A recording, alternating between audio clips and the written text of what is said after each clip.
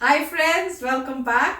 तो फ्रेंड्स, अभी जो वीडियो देख रहे हैं वो है भारत की इस हथियार को देखते ही समुद्र छोड़ के भागेंगे चीन सैनिक। अरे वाह, नहीं काम आएगी चीन की कोई रणनीति। तो वाह रे, ये कौन सा हथियार है, मुझे तो देखना है। आपको भी देखना होगा या आपको पहले से पता है तो कमेंट सेक्शन में लिख देना, पर मुझे कोई आइडिया नहीं है। तो वीडियो शुरू करते हैं। पर यस फ्रेंड्स, उससे पहले अगर आप चैनल पर नए हो और आपने अभी तक सब्सक्राइब नहीं किया है तो नीचे सब्सक्राइब का बटन है, उसको क्लिक कर लो। साथ में एक बेल आइकन भी है, उसको भी क्लिक कर लो ताकि आपको हमारे सारे न्यू वीडियोस के नोटिफिकेशन मिल जाए। यस फ्रेंड्स, कोशिश हम यही करते हैं कि आप सबकी डिफरेंट डिफरेंट रिक्वेस्ट जो है सब जल्दी से जल्दी जो है उसको फुलफिल करें। तो वीडियोस काफ़ी सारी कर रहे हैं, मेहनत हमारी बहुत है तो आपको भी इंजॉयमेंट के लिए काफ़ी वैरायटी मिलती है हर दिन। तो नोटिफिकेशन बेल को क्लिक करोगे तभी आपको पता चलेगा इन सब वीडियोस के बारे में। एंड वीडियो देखने के बाद अगर वीडियो पसंद आए तो कर देना लाइक और शेयर करना ये वीडियो अपने फ्रेंड्स और फैमिली के साथ। तो चलो फ्रेंड्स, जल्दी से शुरू करते हैं क्योंकि मुझे पता करना है ऐसे कौन से हथियार की बात कर रहे हैं। चलो स्टार्ट करते हैं आज का ये वीडियो। दोस्तों, आप लोगों को पता ही होगा कि भारत कभी स्वीडन के हथियारों का बड़ा खरीदार भी रहा है, लेकिन उस वक्त हथियारों की खरीदारी कम और घोटाले ज्यादा हुए। और आज भी स्वीडन को उम्मीद है कि भारत उसके साथ एक बड़े हथियारों का सौदा कर सकता है। जब पिछले साल प्रधानमंत्री मोदी स्वीडन की यात्रा में गए थे, तब इस बात की उम्मीद और भी बढ़ गई, क्योंकि 30 साल बाद स्वीडन की यात्रा में जाने वाले प्रधानमंत्री मोदी पहले थे। वहीं जापान और चीन के बाद भारत स्वीडन का तीसरा और सबसे बड़ा हथियारों का व्यापारिक साझेदार है। वैसे इतिहास में हुए घोटाले की वजह से स्वीडन की कंपनियां भारत को हथियार बेचने के मामले में पीछे रह गई, लेकिन अब स्वीडन ने भारत को लुभाने के लिए अपने सबसे घातक एंटीशिप मिसाइल RBS-15 का प्रस्ताव दिया है। दरअसल हाल ही में जर्मनी ने बड़े पैमाने पर स्वीडन की RBS-15 एंटीशिप मिसाइल को अपनी सेना में शामिल किया है और अब स्वीडन ने कहा है कि वो अब भारत को अपने ग्रिपेन लड़ाकू विमान के साथ RBS-15 एंटीशिप मिसाइल का बेहतरीन और किफायती सौदा करने के लिए तैयार है। स्वीडन का दावा है कि RBS-15 मिसाइल एक ऐसी घातक एंटीशिप मिसाइल है जो दुश्मनों की नौसेना के पसीने छुड़ा देगी।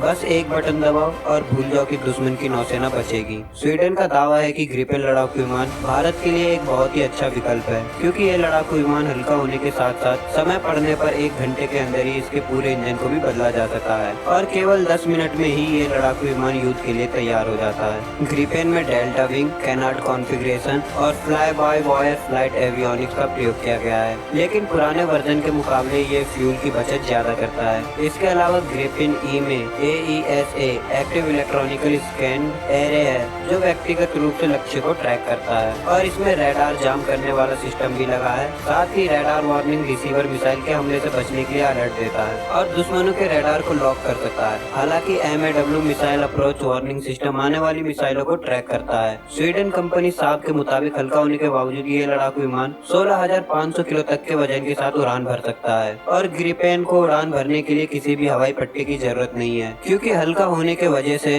ग्रिपेन किसी भी सामान्य सड़क से उड़ान भर सकता है। और इसकी खास बात यह है कि ग्रिपेन लड़ाकू विमान पूरे 50 सालों तक सेवा दे सकता है और ग्रिपेन के मेंटेनेंस में आने वाला खर्च दुनिया के सभी लड़ाकू विमान से खर्च होने वाले से 70% कम है। स्वीडन का दावा है कि RBS-15 एंटीशिप मिसाइल के साथ ग्रिपेन लड़ाकू विमान इतना घातक हो जाएगा कि यह दुश्मन की सेना में तबाही मचा देगा। वैसे आने वाले समय में भारत अपने पुराने हथियार और पुराने लड़ाकू विमान को बदलने वाला है, इसलिए रूस, अमेरिका, फ्रांस ही नहीं, स्वीडन भी भारत को लुभाने में लगा है। दोस्तों, आपको क्या लगता है, भारत को ये सौदा करना चाहिए कि नहीं? तो काफ़ी अच्छा वीडियो था और इसमें पहला जो शब्द मैं कहूँगा वो है आत्मनिर्भर भारत।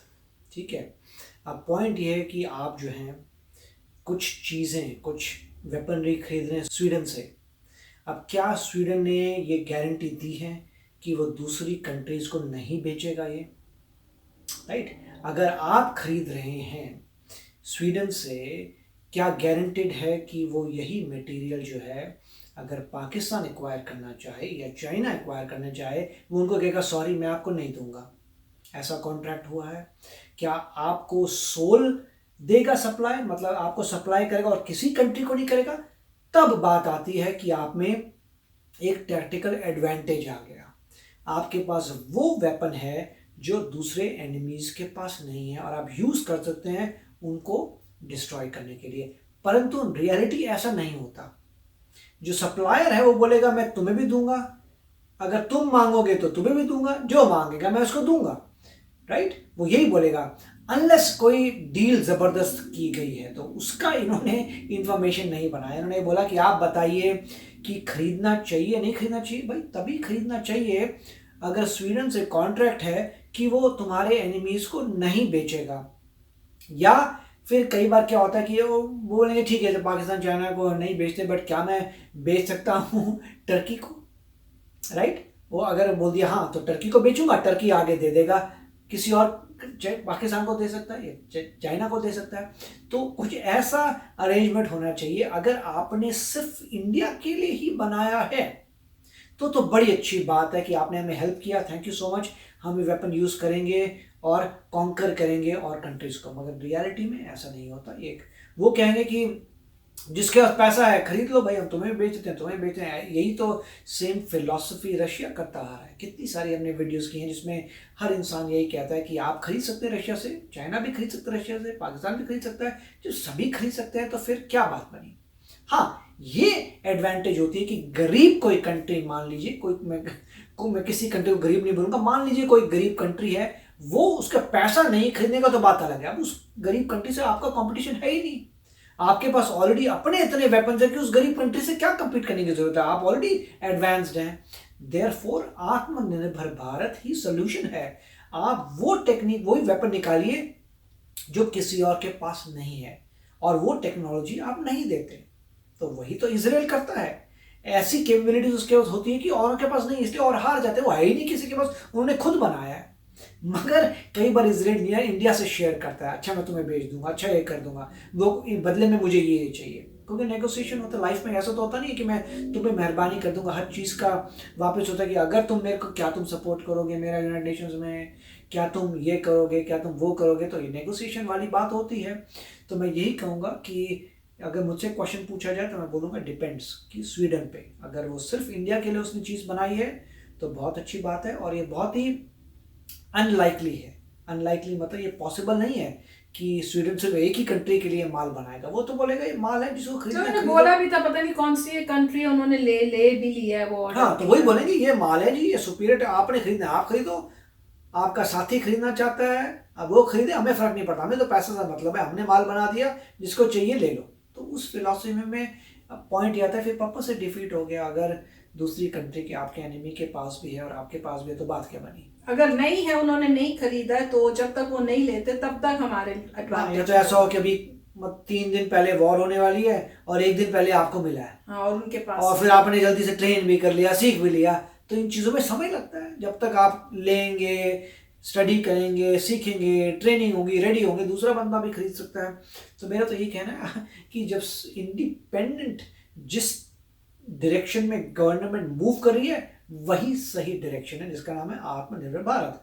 आप अपने इंडिजिनस चीज़ों को आगे बढ़ाइए। आप तेजस ले रहे हैं, उतना पैसा वहाँ लेने के बदले तेजस को इम्प्रूव कर लीजिए, राइट? इतना पैसा आपने वहाँ लगाना है खरीदने के लिए, तेजस को क्यों नहीं इम्प्रूव कर लेते? जो बोल रहे हैं तेजस मार्क 2 या जो भी उसका नाम है, वो थोड़ा सा बचा है, उस पर पैसा लगा दीजिए, वो ज़बरदस्त बन जाएगा। तो वही गवर्नमेंट कर रही है। अभी उन्होंने ऑर्डर, वो जो कार्बाइन्स बोल रहे हैं, कार्बाइन का ऑर्डर कैंसिल कर दिया। यूएई से बोला कि नहीं, हम यही टेंडर करेंगे, अपने देश में बनाएंगे। तो पॉइंट यही है कि ये बिल्कुल सही है। जो पैसा बर्बाद करते थे चीज़ों से, लोगों से खरीदने के लिए, वो लोग दुनिया भर में बेच देते थे, वो पैसे को अपने पास रखिए।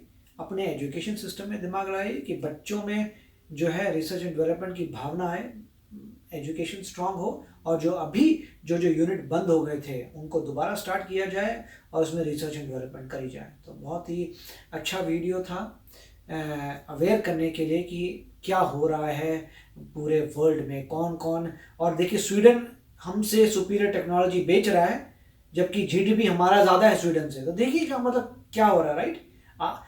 छोटी कंट्री है, यूरोप की छोटी कंट्री है, हाँ डेवलप्ड कंट्री है, जीडीपी आपसे कम है, मगर उसके वेपन से आपसे। तो इंडियंस को भी लगेगा ऐसे कैसे हो सकता है, मेरे जीडीपी इतनी स्ट्रांग है, तुम मुझसे स्ट्रांग कैसे बना सकते हो? आएगा वो दिन आएगा जब आप कहोगे मेरा जीडीपी ज़्यादा है, मैं बहुत बड़ी कंट्री हूँ, और उसके अकॉर्डिंग मेरे पास बहुत सुपीरियर वेपन्स हैं in accordance with my size के हिसाब से सुपीरियर वेपन्स भी हैं। तुम छोटी कंट्रीज हो, तुम कंप्लीट नहीं कर सकती। वो दिन आएगा और आई होप हम उस दिन को जिंदा हूं, उस दिन को देखने के लिए। यस फ्रेंड्स, तो वीडियो काफ़ी अच्छा था। उन्होंने ये भी बताया कि कोशिश इसीलिए है कि बहुत जो हमारे पास वेपन्स है वो पुराने हैं, एयरक्राफ्ट्स पुराने हैं, तो उनको वो पूरा जो है न्यू टेक्नोलॉजी लाने की कोशिश में है। इसलिए इंडिया जो है जगह जगह से प्रोक्योर कर रहा है वेपन्स, एयरक्राफ्ट्स, ये सब। तो अब स्वीडन जो है उनकी भी कोशिश है कि वो इंडिया को अट्रैक्ट करे ताकि वो भी कुछ बेच सके। तो फ्रेंड्स चलो देखेंगे, न्यूज़ में देखते रहेंगे, अपडेट रखेंगे अपना और देखेंगे क्या क्या चल रहा है। तो चलते हैं, मिलेंगे नेक्स्ट वीडियो में बहुत ही जल्द। Till then take care and bye bye. तो अगर आप मेरे इस चैनल पे नए हो तो जल्दी से सब्सक्राइब के बटन को हिट करो और बेल आइकन को क्लिक करो ताकि आपको मेरा जब नया वीडियो मैं लगाऊं आपको उसके बारे में जल्दी से पता चल जाए।